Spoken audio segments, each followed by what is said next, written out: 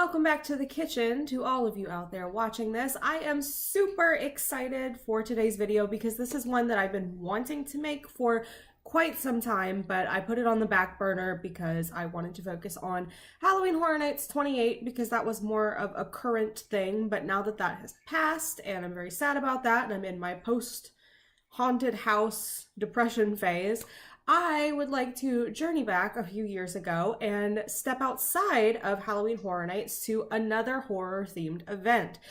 That's right, today I'm going to be talking about Howl and one house in particular from Howl that I have alluded to in other videos as being one of my favorite haunted houses I've ever been through. That is still true today, and that house is Unearthed. Ironically, I am wearing a Halloween Horror Nights shirt to talk about a Howl house, but in one of my previous videos, I actually wore my Unearthed shirt in a Horror Nights video, and I feel like it's symmetry. We've come full circle if I'm wearing my Horror Nights shirt, and the truth of the matter is I have misplaced my Unearthed shirt, so I will have to unearth it from some drawer somewhere at a later date, but for now, we're gonna keep it simple. I think there's no denying that I am a Horror Nights girl at heart. I mean, hello, HHN Carson. But I do have to say that my feelings about Howl are very nearly equally as positive. I feel like, you know, I will always love Horror Nights, and the first time I went to Howl it felt like I was cheating on Horror Nights, but I do really like both events, and I think both have their merits, and perhaps I will do a whole video about what I like about Horror Nights more, what I like about Howl more, but I have to give it to Howl because this house that I'm talking about in today's video is at the top. If I had to rank like every haunted house I've ever been to, including ones outside of Horror Nights, this one would absolutely be in my top 5, without a doubt. I don't have such a list. Perhaps I will torture myself and make one, but Unearthed would be on it. Unearthed would probably be like 2 or 3, honest to God. I know that there have been subsequent iterations of this house, but I am specifically today talking about the incarnation of Unearthed from 2015. In fact, the first year that they actually did Unearthed. This was not the first year that I did attend Howl. I did go previously in 2013, but I went back in 2015. Again, this was the first year that they did Unearthed, and I was nowhere near prepared for what that experience was going to be like. One of my favorite things about this house was actually the location of it and how it tied into the story. Now, I know a lot of people that have been to Busch Gardens are very familiar with their former roller coaster, Gwazi. I only had the misfortune of riding this roller coaster one time. It was in 2013, the other year that I went to Howl. I had never been on this roller coaster before, and they were running one of the sides of it. And I don't have a big history or past with wooden roller coasters. I just haven't had like many opportunities to ride them. And I'd also had several jello shots at this point, and it seemed like a good idea, even though I had heard that this was one of the most painful roller coasters just ever. It was. I remember it was all fun and games through like halfway down the drop, but that ride was so rough that like my teeth hurt. I felt like my teeth were physically going to like come out of my head. And that was like the biggest takeaway from this ride. So when they closed Gwazi, or when I read that they were closing it, I didn't really have any hard feelings about it. I didn't like the ride. I have regrets about going on it just the one time. But what Howl did with the concept of Unearthed and tying it into putting it in the Gwazi area, I thought was just brilliant. So a little backstory about the house. An excavation team came to the site on which Gwazi used to stand and started digging and unearthed this house that back in like the 18th century, I believe, a woman named Scarlet had been buried alive in because she dabbled in the black arts, and the townspeople didn't like that, so they killed her husband, and then they buried her alive in the house.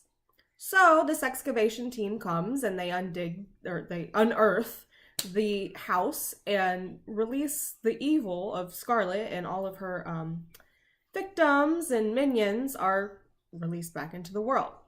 Another thing to note about this, that this house is actually from the creators of the Blair Witch Project, and I will defend that movie until my dying breath. I love the Blair Witch Project. I think it set the standard for different types of horror movies. So when you combine the backstory of this house with the people behind one of my favorite scary movies, I was sold.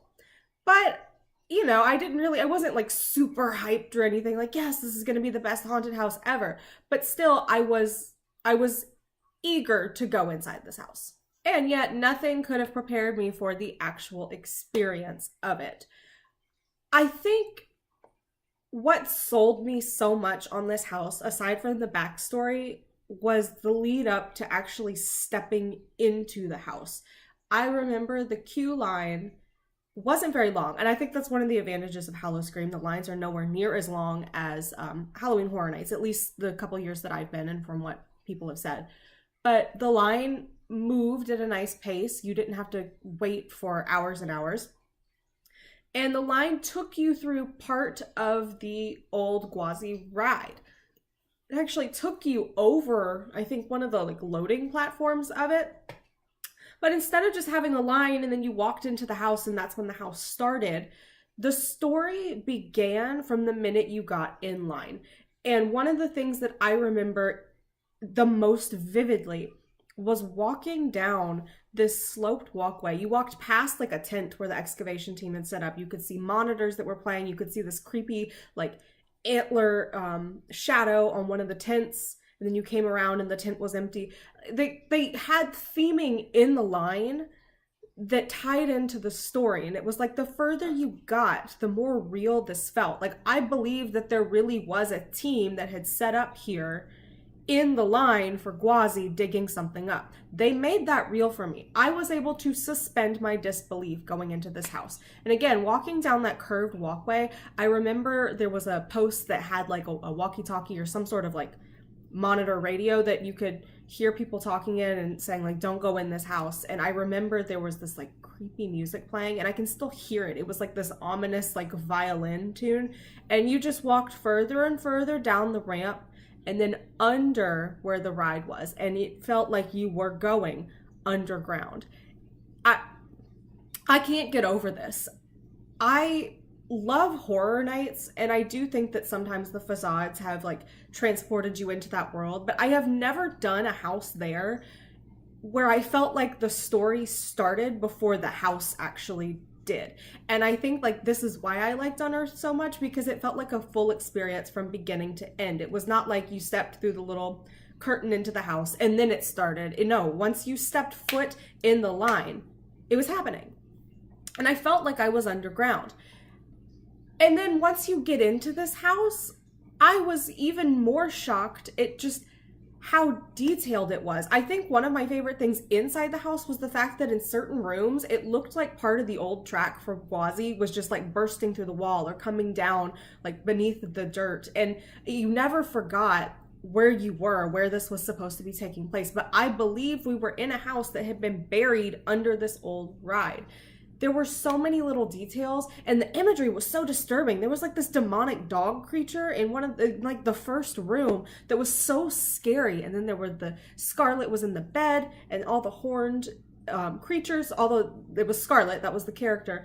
Every time you'd see like that image of the horns, I think I just have like a thing about like horned stuff from watching Hannibal. That show like ruined antlers for me forever, but this house did too. And it just felt like the more you walked through it and the deeper and deeper you got into this house, it just got darker and grittier. And the imagery in it was really, really scary and disturbing. And I don't know, I think I was just kind of naive and thought that like Howl-O-Scream was like a step below Horror Nights and nothing would ever come close to like the detail and storytelling of Horror Nights. But the joke was on me because this house never really faltered. There was really only one scene that I kind of thought was out of place. There was a room you went in that was significantly lighter than the other rooms that had these like weird chicken mutant baby creatures in it. I thought that one was a little bit odd, but other than that, every room was like dark and disturbing. I remember one room that was like almost pitch black, but you could hear the sounds of like Scarlet's victims being tortured and screaming, and some of them were like right there, but then you could hear like it sounded like from other areas in this house people were being like savagely tortured, and that was so scary and disturbing. And I walked through this house like, oh my god, this is unsettling. Am I gonna die? I also remember a scene towards the end where, again, it was like almost pitch black, but people would emerge from like over here and suddenly be in your face. And I don't know. It was like, I almost feel kind of dumb for underestimating Howl-O-Scream and thinking this won't be as scary, when in fact, this house is scarier than even some of my favorite houses that I've been in at Horror Nights. It also felt like this house went on forever. And then one of like the coolest things about it to me was you eventually stepped outside of the house and you ended up back like in Busch Gardens, and you could see like the excavation tools. There was like a backhoe, is that what it's called? But you could see that going on, and yet the threat of Scarlet was still there, and part of the house was in fact outside. And it got me the first time because I thought once we stepped out back into like the open air that it was over, and it wasn't. This house was so good that after the first time I went through it, I got in line and we immediately went through again. I'm like, I have to do this again. I can't believe how amazing this was. I really, really enjoyed this in a way that I just really was not expecting to. My one regret though is that I didn't buy the picture. They actually had like a scene that was a closet, and there was a bright flash as you got scared, and they were taking pictures, and I really, really wish that I had bought one because I'm pretty sure my face was something like, because I was so overwhelmed and underprepared going through this one, and that would have been a good thing to have. Tragically, I did not buy it, but my memory is really good, and I don't think I will forget a second of walking through this house. I cannot speak to the other years that this house has been featured. I think it's been at every other Howl-O-Scream since then. I know they do repeat houses. I did see where, I don't remember which year it was, if it was this last year, like 2017, where they changed it up a little bit and you wore the little hats with lights and I think dimmed the lights in there. That probably would have been really scary to me, but I don't know. I feel like that first year and my guard being down and my expectations being low was really like the time to go through this one. And I'm glad I went when I did.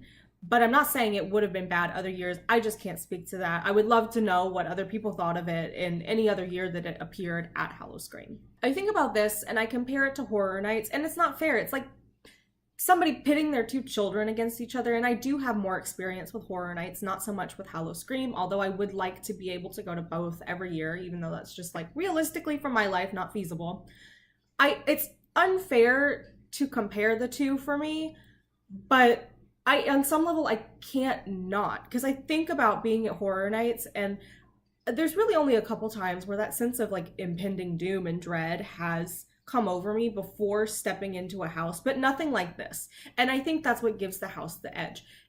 The actual experience of the house was great, but the anticipation leading up to it was phenomenal. It was a complete story, and I wish you could see that kind of like storytelling from the minute you stepped in line at Horror Nights.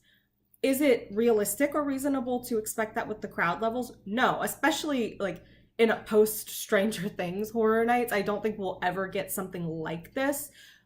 But, you know, I mean, Horror Nights is still, it's good for what it is. Howl-O-Scream is good for what it is.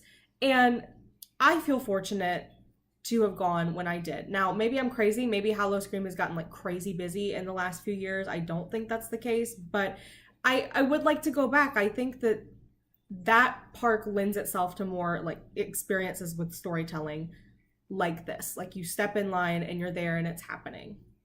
I think about this house a lot. I think about, again, those like that creepy music and all of that. I go back sometimes and watch the little teaser trailers that they released for this house and just feel really fortunate to have gotten to experience it. And I think like this house is the reason why I want to keep going back to Howl-O-Scream. God, I still feel like I'm like cheating on Horror Nights. But, you know, there might be some fair comparisons to be made. We have also had some houses that are like wildly similar between the two events. So maybe I'll do a versus thing. I don't know. But the point is, Unearthed is one of my favorite haunted houses I have ever done, bar none. And it deserves talking about. I felt like it deserved its own video because I know I love Horror Nights. I talk a lot about the Horror Nights houses, but this one is right up there. This one is right up in the mix with like The Shining and Saws and Steam and Catacombs and From Dusk Till Dawn, all the ones that I liked. This house can hang. I'm not kidding. This house is like right up there with all of those that I love. I miss you, Unearthed, but I feel so glad that I got to experience you when I did.